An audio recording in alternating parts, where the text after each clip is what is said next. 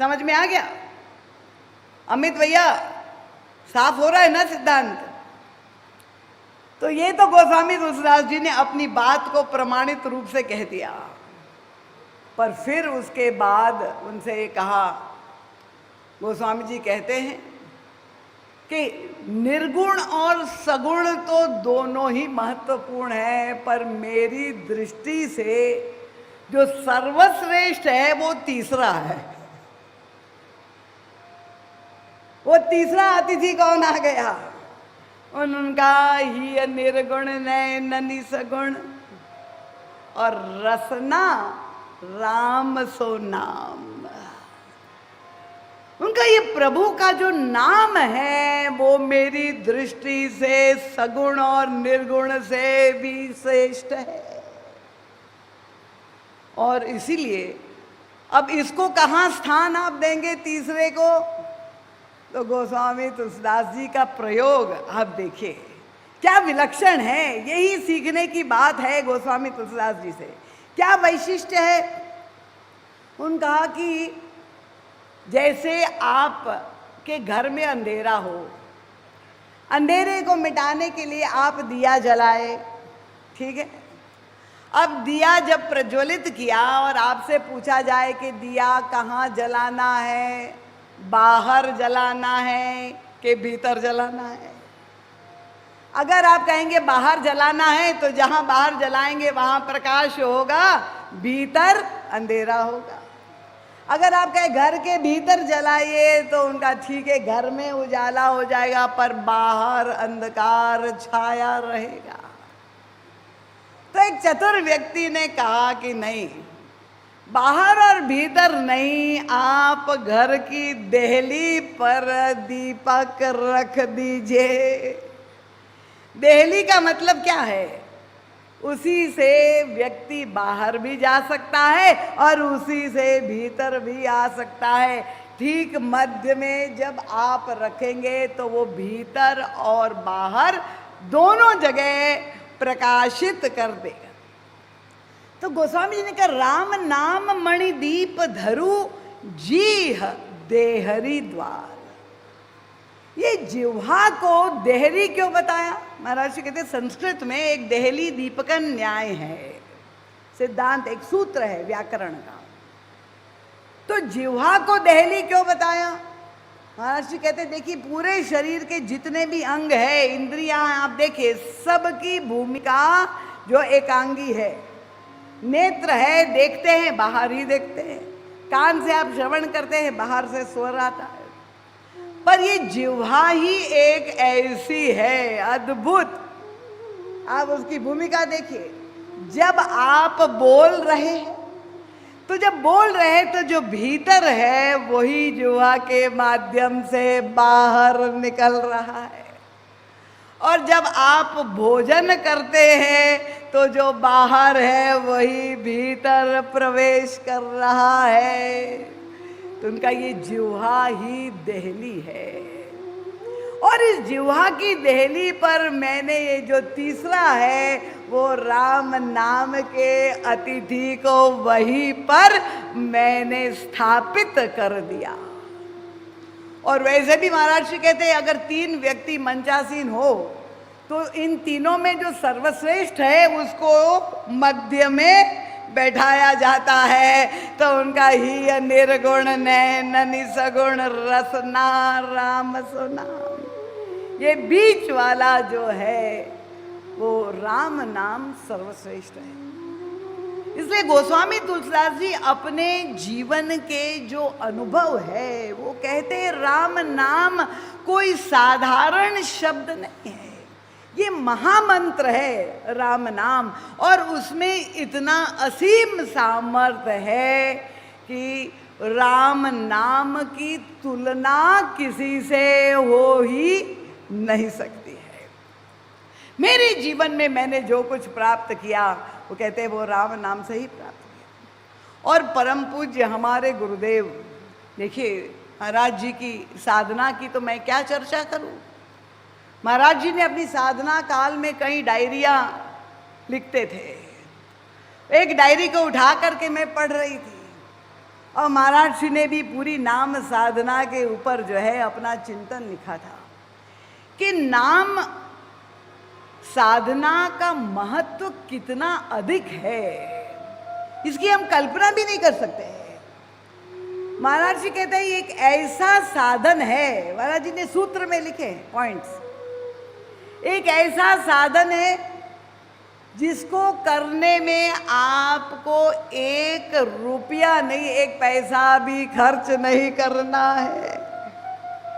जो लोभी व्यक्ति है, जिसे पैसा, अन्य जितने भी साधन आप करेंगे, जो भी भजन करेंगे, तो वहां तो आपको धन खर्च करना पड़ेगा, पर राम नाम का जप करने के लिए कोई पैसा खर्च, धन खर्च करने की आवश्यकता नहीं है। ये पहला महाराज जी कहते हैं राम नाम एक ऐसा परिपूर्ण व्रत है जिसके लिए कोई प्रबंध की आवश्यकता।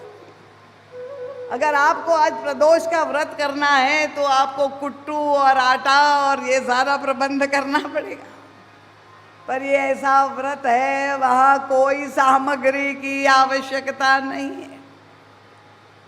तीसरा सूत्र कि राम नाम का जाप करने के लिए कोई मुहूर्त को देखने की जरूरत नहीं है, ये शुभ मुहूर्त है कि अशुभ मुहूर्त है। अन्य जितने भी साधन आप करें तो वहां पर विचार है, पर राम नाम की साधना के लिए न देश, न काल, न व्यक्ति, स्थान की पवित्रता, व्यक्ति की पवित्रता, स्पृश्यता, अस्पृश्यता, कोई भी नियम लागू नहीं पड़ता है। कौन अधिकारी है, कौन राम नाम का जप कर सकता है? क्या केवल श्रेष्ठ देवता सज्जन संत ही कर सकते हैं? उनका नहीं, दुष्ट से दुष्ट, बड़े से बड़ा पापी भी भगवान राम का नाम का आश्रय लेकर भवसागर पार जा सकता है। ये जो नाम इतना सरल, सुलभ, सिद्ध साधन है जो हम सबको उपलब्ध है। बहुत सुंदर महाराज जी ने सूत्र ये आने वाले दिनों में हम चर्चा करेंगे। तो गोस्वामी तुलसीदास जी ने भगवान श्री राम के नाम की तुलना प्रभु के 3 अवतारों से की है। देखिए बड़ा व्यापक गोस्वामी जी का दृष्टिकोण है। वो 3 अवतार क्या है? वे कहते हैं कि भगवान नृसिंह, भगवान राम और भगवान कृष्ण, 3 अवतारों से उन्होंने भगवान राम की नाम की तुलना की है। और गोस्वामी जी क्यों समझाते हैं हमें? उनका ये 3 अवतार एक एक युग में उनका प्राकट्य हुआ। भगवान नृसिंह किस युग में प्रकट हुए? सतयुग में। बहुत अच्छा। और भगवान श्री कृष्ण द्वापर में, भगवान श्री राम त्रेता में। अब प्रत्येक युग की विशेषता क्या है? सतयुग में सत्य की विशेषता है, प्रधानता है। जब त्रेता आया तो सत्य के साथ रज मिल गया। उसके बाद जब हम द्वापर में आए तो सत्य के साथ रज तो था ही, उसमें तम भी प्रवेश कर गया। और कलयुग, जिस युग में हम लोग सब जी रहे हैं, तो गोस्वामी तुलसीदास जी बताना चाहते कि ये जो काल चक्र है, हर युग में कोई ना कोई समस्या उपस्थित हुई और उस समस्या का समाधान देने के लिए प्रभु का अवतार हुआ। वो एक एक युग तक सीमित था। पर गोस्वामी तुलसीदास जी जब अपने जीवन में, अपने हृदय में, अपने मन में झांक करके देखते हैं तो वो कहते हैं, प्रभु जिस काल में हम जीवित हैं, हमारा जीवन का समस्या क्या है? वो कहते हैं हमें तो ऐसा लगता है कि ये तीनों ही युग को हम एक साथ हमारे जीवन में आ रहे हैं। दृष्टि क्या है संत ने दी? उनका प्रकृति की दृष्टि से काल चक्र जो है, वो युग, वो काल एक समय में आएगा। पर ये हमारा और आपका जो मन है, ये मन भी त्रिगुणात्मक है, सत्व रज और तम से बना हुआ है। और इसीलिए हमारे ये समष्टि ब्रह्मांड में युग जो आता है वो तो सीमा से साइक्लिक है, समय चक्राकार है। पर हमारे ये व्यष्टि ब्रह्मांड में, हमारे मन में ये तीनों ही युग नित्य प्रति रोज आते। समझ में आ रहा है? कठिन तो नहीं हो रहा है? सब सहमत है ना? समझ में आ रहा है? और तब भी कहते हैं जब तीनों युग नित्य प्रति आते हैं तो इन युगों की जो समस्याएं हैं वो सारी समस्याएं भी आज भी हमारे जीवन में आती रहती। और तब वे भगवान श्री राम के नाम से प्रार्थना करते आर्त रूप से। उत्तरकांड में काकभूषुंडी जी और गरुड़ जी के संवाद में ये संकेत मिलता है। काकभूषुंडी जी अपनी आत्मकथा जब गरुड़ जी को सुना रहे हैं और वे कहते हैं कि किस तरह से तीनों युग में से जब वे कलयुग का वर्णन, मानस में उत्तरकांड में आप लोगों ने पढ़ा होगा, जब कलयुग का वर्णन करने लगते काकभूषुंडी तो गरुड़ जी आतंकित हो गए, घबरा गए। उनका ये सबसे भयानक युग अगर कोई है तो वो तो हमारा कलयुग ही है। और प्रभु को क्या आवश्यकता थी कि इतने भयानक युग का निर्माण किया? तब काकभूषुंडी जी ने बड़ी मीठी एक बात कही, एक सूत्र दिया। काकभूषुंडी जी ने कहा कि वैसे युग की विभीषिका तो है, पर इस कलयुग में भी कुछ विशेषता है। क्या विशेषता है इस कलयुग में? ये हमारे और आप सबके लिए गोस्वामी तुलसीदास जी बता रहे। उनका सतयुग, द्वापर, त्रेता श्रेष्ठ लग रहे हैं और प्रत्येक युग का एक एक धर्म है। क्या है उनका? कृतयुग, द्वापर, त्रेता, पूजा, मख अरु जोग। सतयुग में ध्यान योग की प्रधानता है, ध्यान के द्वारा आप भगवान को प्राप्त कर सकते। जब त्रेता में आए तो देखा कि त्रेता में यज्ञ की प्रधानता थी सभी धर्मों में, और भगवान राम का प्राकट्य भी, श्री किशोरी जी का भी प्राकट्य यज्ञ के द्वारा हुआ। इसके बाद जब द्वापर में आए तो उन्होंने कहा वहाँ पूजा की प्रधानता है। पर हमारा युग क्या है? उनका ये पूजा, हवन, ध्यान इत्यादि के द्वारा जो भी फल पुण्य प्राप्त होता है उनका कलयुग केवल नाम आधारा। सुमिरी सुमिरी नर उतरहि पारा। केवल नाम के, कलयुग केवल हरिगुण गाहा। गोस्वामी तुलसीदास जी कहते हैं कि ये कलयुग की समस्या, जहाँ ज्वाला सब चारों ओर आग लगी हुई है, अगर व्यक्ति बचना चाहता है इस कली के अभिशाप से तो उनके भगवान की कथा को श्रवण करो। कलयुग केवल हरिगुण गाहा। उनका गावत नर जो है उतरहि भव पारा। भगवान का गुणगान करते हुए व्यक्ति भव सागर से पार आसानी से चला जा सकता। उसका तात्पर्य क्या हुआ कि जब हम भगवान की कथा जो आप लोग श्रवण कर रहे हैं, कलयुग का मुख्य आश्रय है, उसका उद्देश्य क्या है कि कथा श्रवण की जो चरम फल है वो हमारे हृदय में भगवान के नाम के प्रति एक ऐसा बोध, ऐसी प्रीति जागृत हो, नाम की महिमा हमारे अंतर हृदय में प्रकट हो और नाम का आश्रय लेकर निरंतर नाम स्मरण करके भगवान के चरणों में प्रेम और प्रीति उत्पन्न हो जाए। तो हमारा जो ये युग है वो सबसे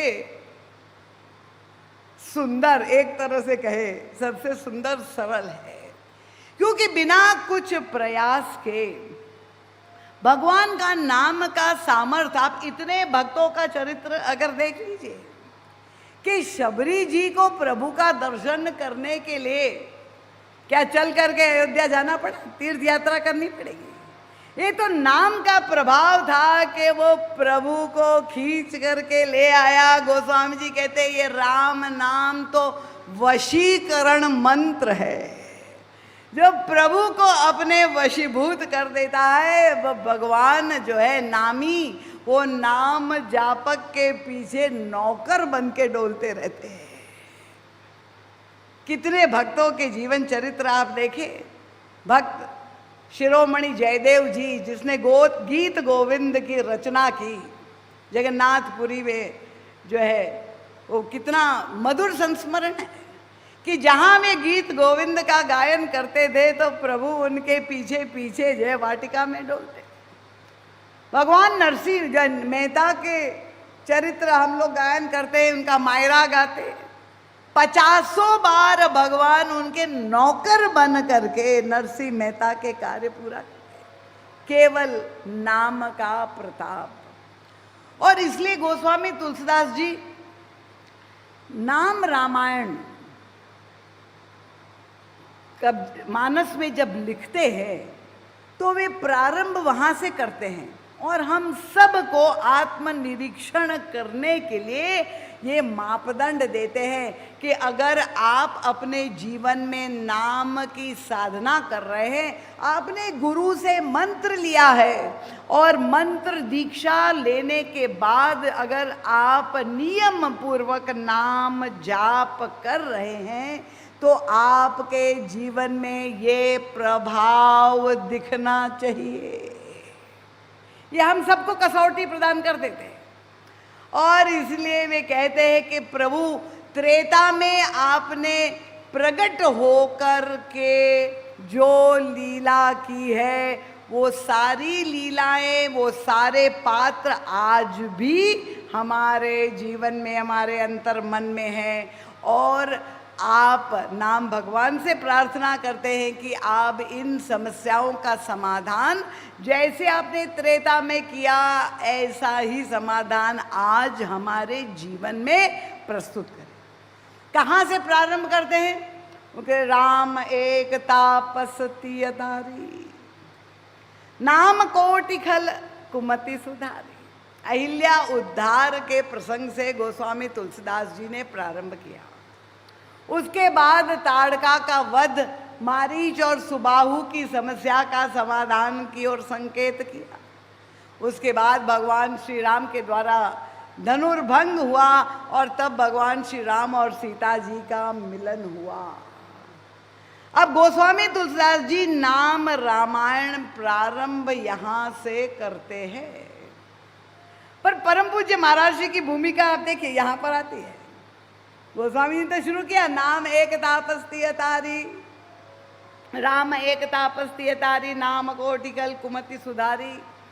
महाराज जी ने जब पढ़ा तो महाराज जी ने कहा लगता है ये नाम रामायण प्रसंग तो अधूरा है।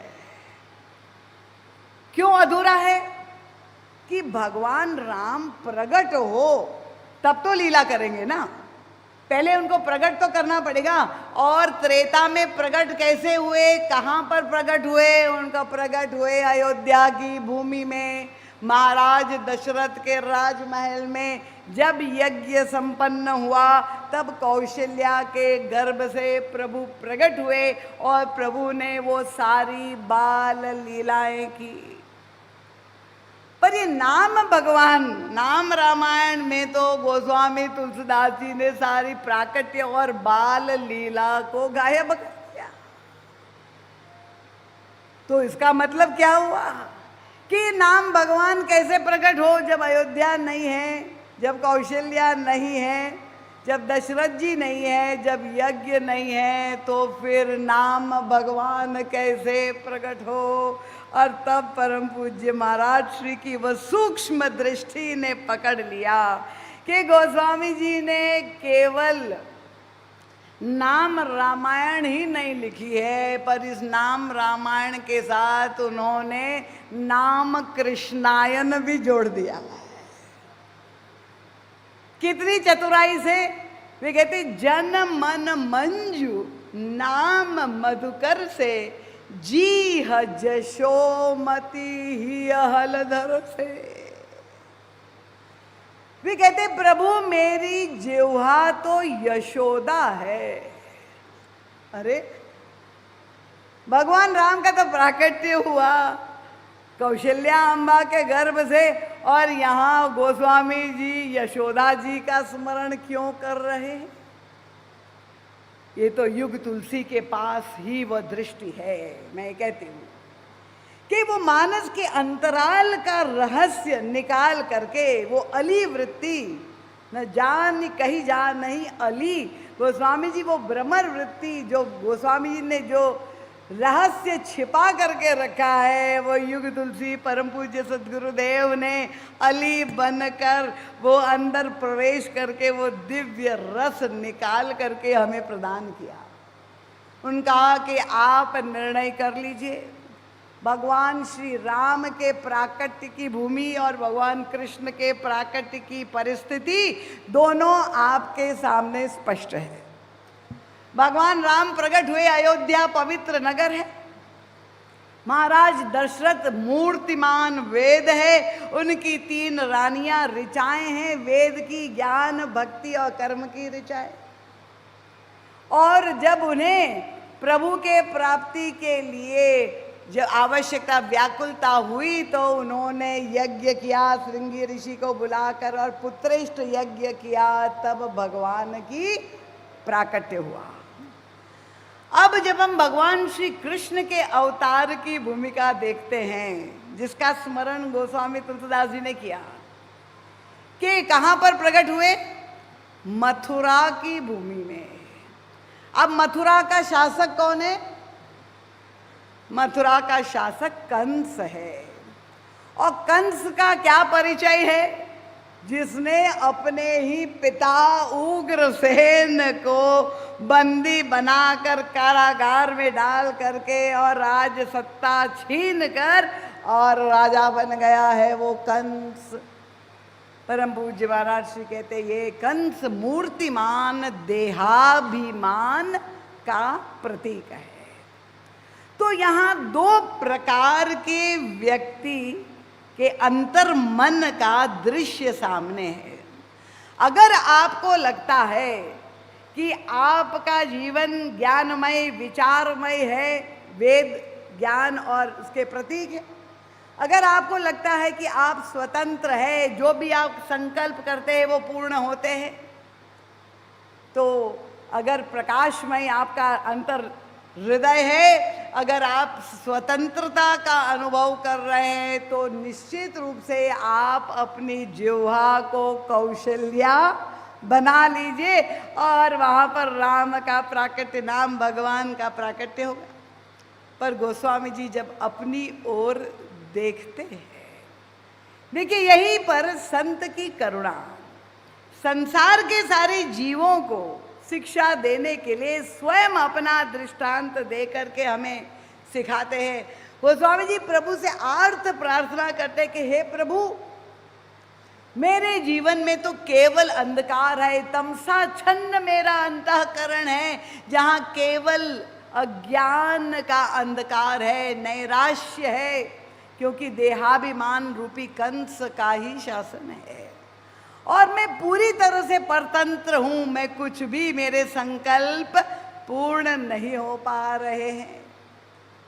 पर वहाँ भी अगर प्रार्थना की जाए तो ऐसे कारागार में भी श्याम सुंदर श्री कृष्ण का चंद्रोदय हो सकता है, ये संत ने खोज निकाला।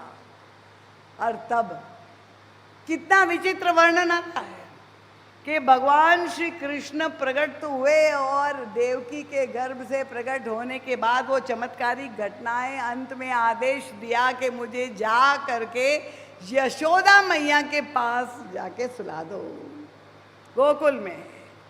और यमुना पार करके जो है वसुदेव जी अपने लाला को लेकर के पहुंचते हैं और देखा क्या कि यशोदा तो गहरी निद्रा में सो रही है।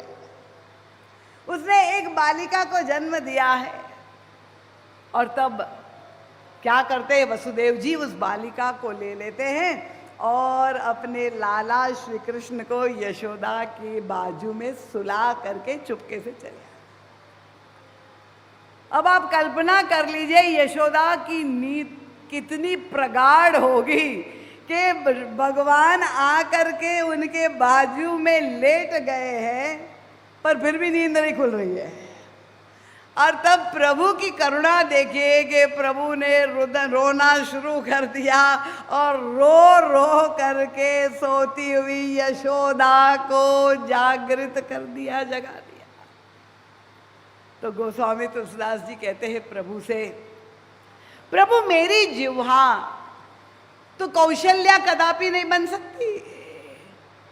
पूर्व जन्म में कौशल्या ने शत्रुपा के रूप में इतनी तपस्या की, इतना त्याग किया, पहले भोजन का त्याग, अन्न का त्याग, जल का त्याग, फल का त्याग, वायु का त्याग, इतनी तपस्या की, तब जाके रामलला की प्राप्ति हुई।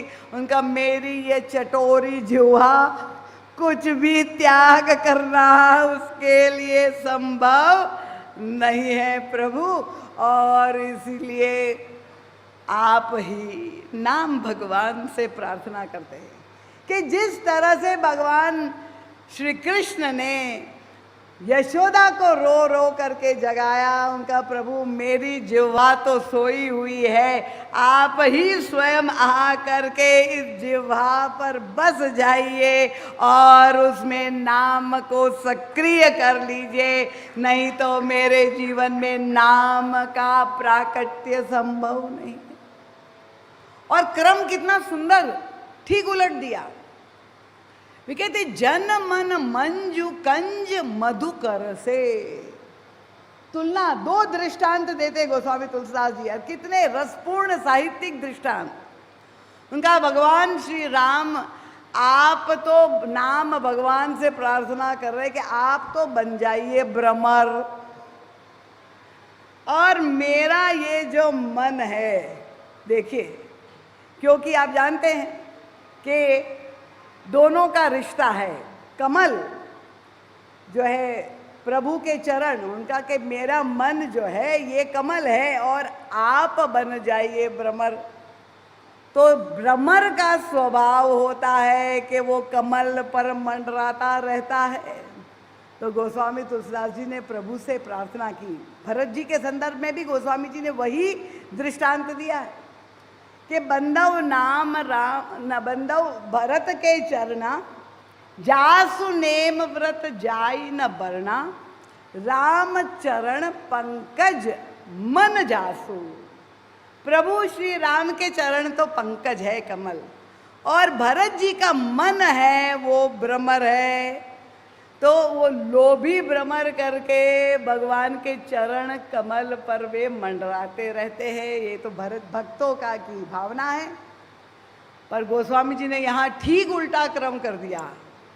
उन्होंने प्रभु का नाम कमल नहीं है, उनका प्रभु हमारा मन कमल है, आप बन जाइए भ्रमर।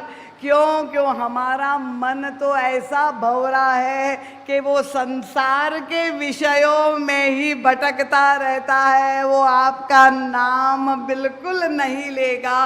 और इसलिए जब तक आप कृपा नहीं करोगे तब तक हमारे लिए नाम स्मरण संभव ही नहीं है।